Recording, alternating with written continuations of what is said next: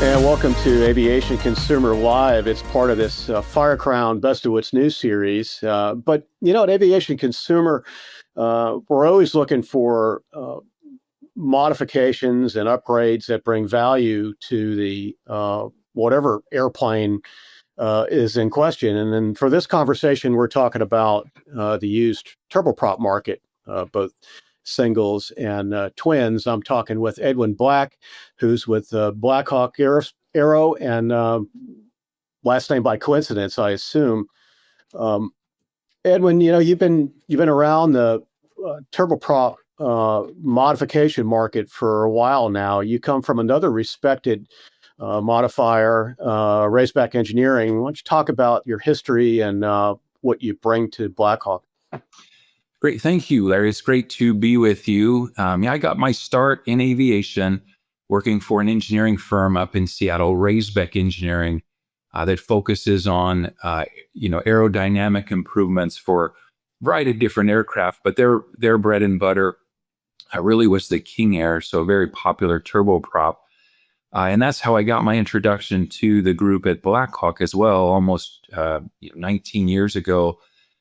Which was a wonderful transition where, I learned how to improve performance by modifying the airframe. And then at Blackhawk, we have a different solution, which is to just add horsepower to the equation.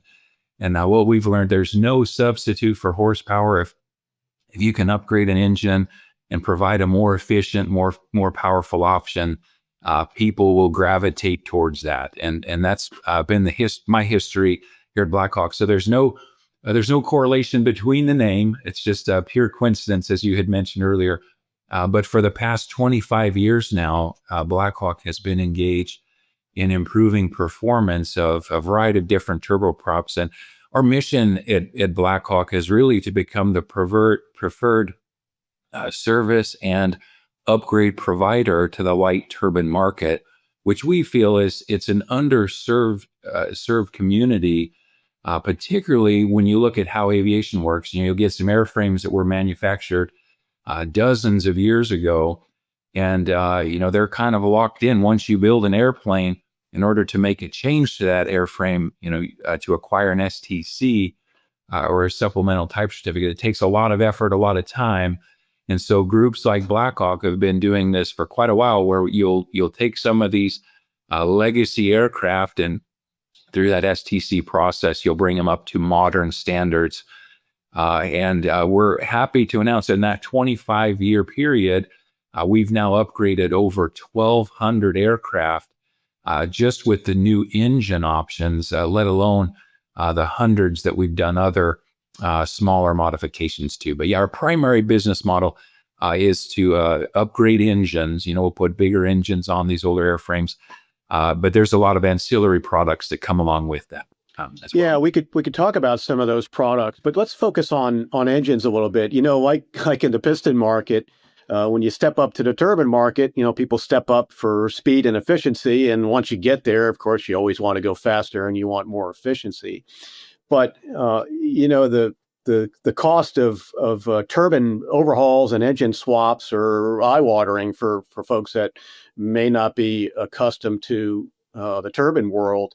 But let's take one example of a performance increase, and I'll use maybe the Cessna Conquest 1 as an example, which I think that airplane stock had PT6A-114s, which were limited to 450 horsepower. So if you take a Blackhawk engine, which may be, backstop me here, 750 shaft horsepower, flat rated to 450 horsepower, but it's capable of delivering that power to higher altitudes, and that means better climb and more cruise, where the older engine may start to lose power in the mid-teens. Is that an accurate assessment of what these engines do? That's exactly right. So, and that's the first engine upgrade that we introduced to the market 25 years ago, was on the Cessna 425, the Conquest 1. And so what we did is we removed the old -112 engine, so they're Pratt & Whitney PT6A-112s, and then installed in their place the Pratt & Whitney PT6A-135A engine. So the The 135As, they're a 750 shaft horsepower engine that replaced a 450 shaft horsepower engine.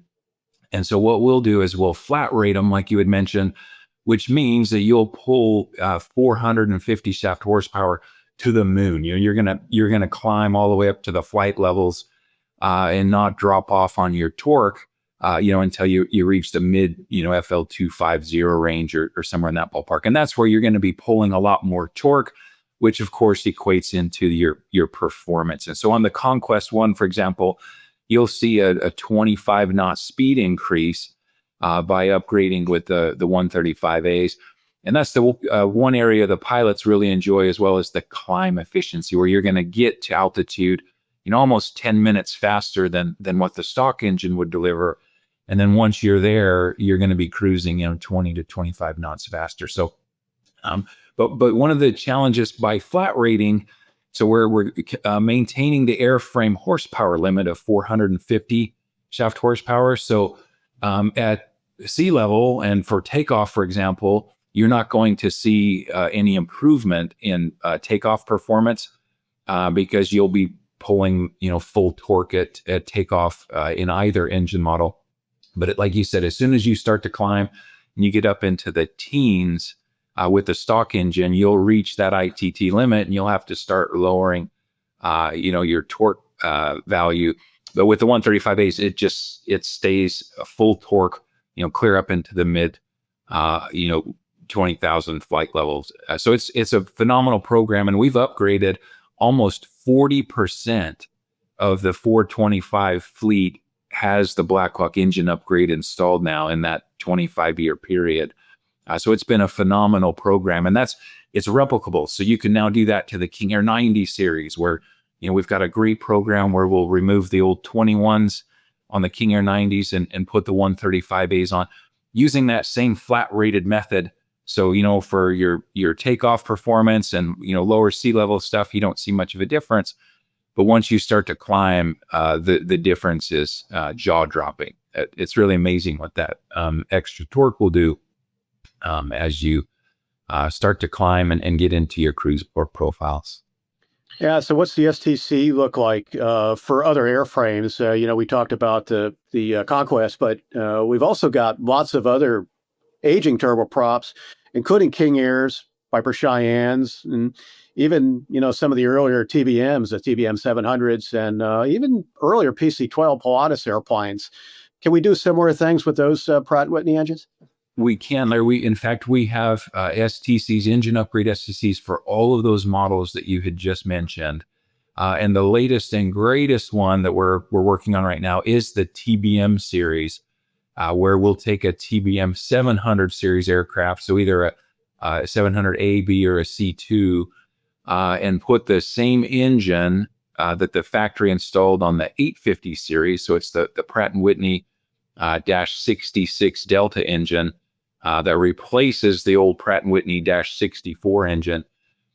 So essentially, you're taking the 700 series and you're giving it the same performance as a TBM 850 aircraft, which is remarkable. And so, like you had mentioned earlier, it's really a sustainability program where, if you're coming up on an overhaul in a TBM 700 series, rather than overhauling your engine and maintaining, because all an overhaul is an inspection, and they'll go in and refurbish it, whatever needs to be replaced, they'll replace, and then that gives you another 3,500 hours to operate before you do it again. And so our business model is rather than overhauling, put a brand new, higher horsepower, more efficient engine on in its place, and you'll pay a premium for a brand new engine, but the return on investment is sizable. As what we've learned, it's much better to go faster and get there earlier than it is to just go at your old slower speeds. So it's been a really good program for us, like through all those models you had mentioned. But the TBM, it's kind of a hot rod in and of itself, and so taking some of those 700 series aircraft and bringing them up to the 850 is a really good business proposition for our customers. How about some of the earlier Piper turboprops? I'm talking about early gen. What was it? Be the Meridian, I guess, right? Anything planned for that?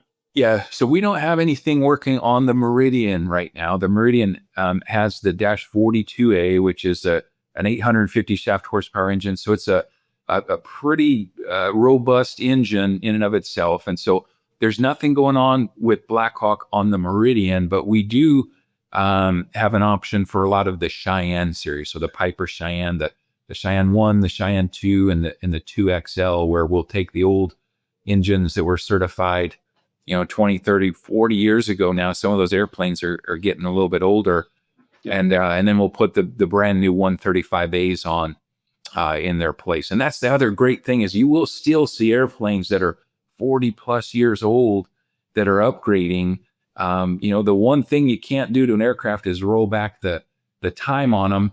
And so if you've got a lower time airframe, even if it's older, you can put some new paint, new interior, new avionics, and of course new engines, and they'll continue to provide a great service for decades to come. Let's talk about propellers. Engines are one thing, but when I walk the ramp from the FBO to the office here in the hangar, I see some King Airs and other airplanes with some pretty big paddles on them. But you guys have got some STCs for prop upgrades, composite with a lot more blades.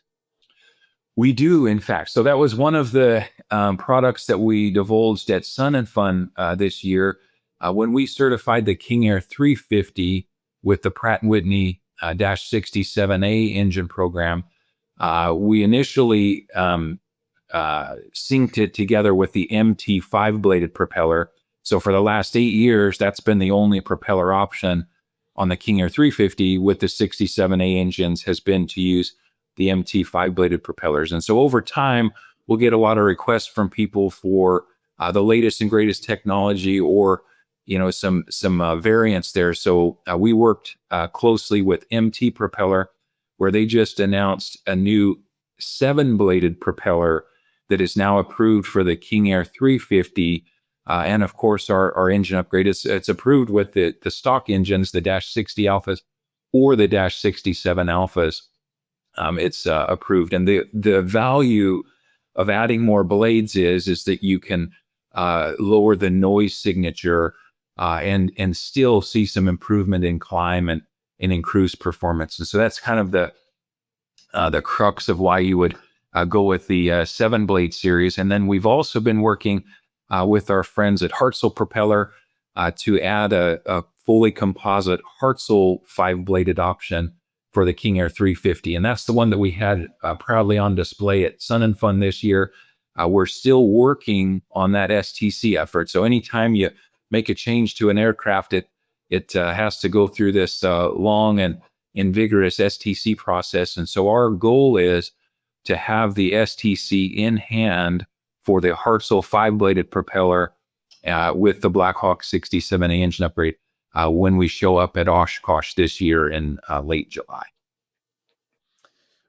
Let's talk about performance gains. Just got a quick hit in here off the top of your head. So you take a stock King Air 200 with the Blackhawk engines. What kind of speeds does a 200 make stock right out of the factory compared to a Blackhawk conversion?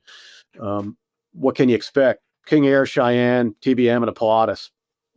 What can you chi for speed? I'll kind of walk you through the progression. So this is how I like to explain it when people ask about the performance. I'll tell them that, you'll take a King Air 90 for example, which is usually around a 235 knot aircraft with the old Dash 21 engines. And when you put the 135As on, you're going to see almost a 30 knot speed increase. You'll be up in the 265 knot range. So you're essentially taking a King Air 90 and moving it up to a King Air 200 speed.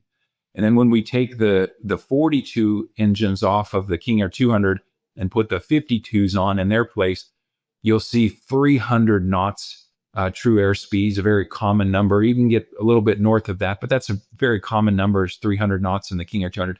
So now you're taking the King Air 200 and you're moving it up to the King Air 350 speeds.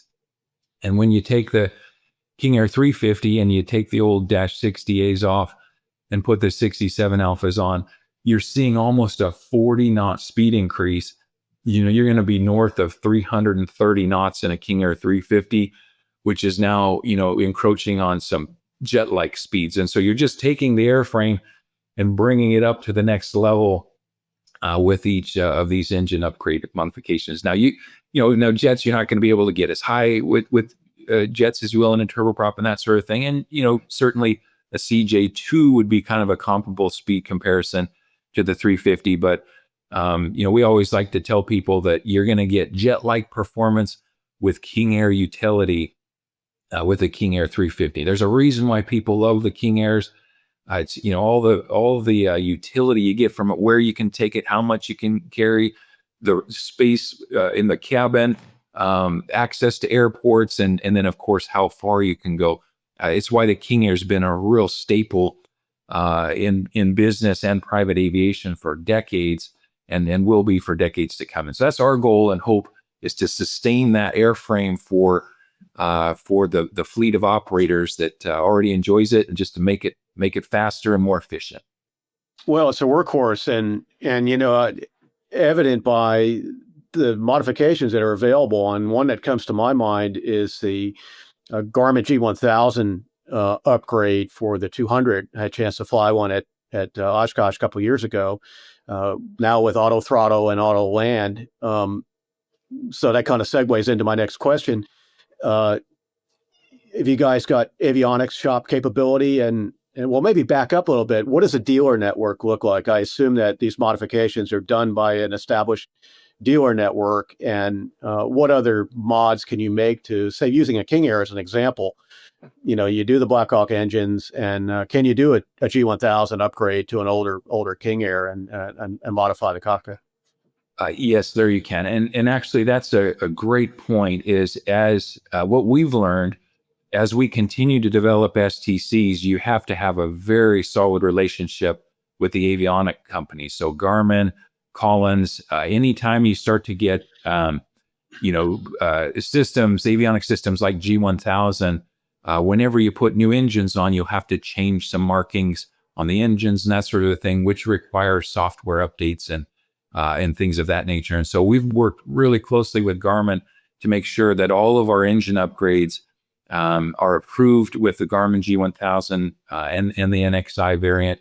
Then also with Collins on the Fusion and Proline 21, we've worked very closely with them to make sure when you do put the new engines on, you have that capability in the avionics to display the new engine markings.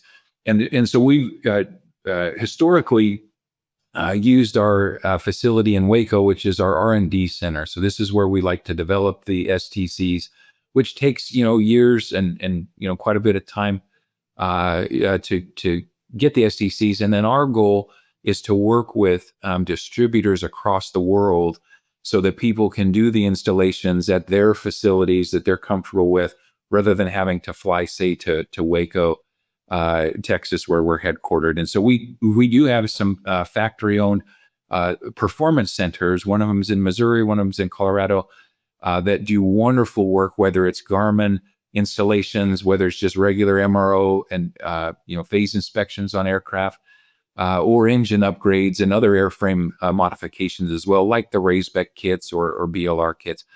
We're a full service and MRO facility, and can help customers upgrade, or customers are welcome to use any of our authorized distributors as well across the world.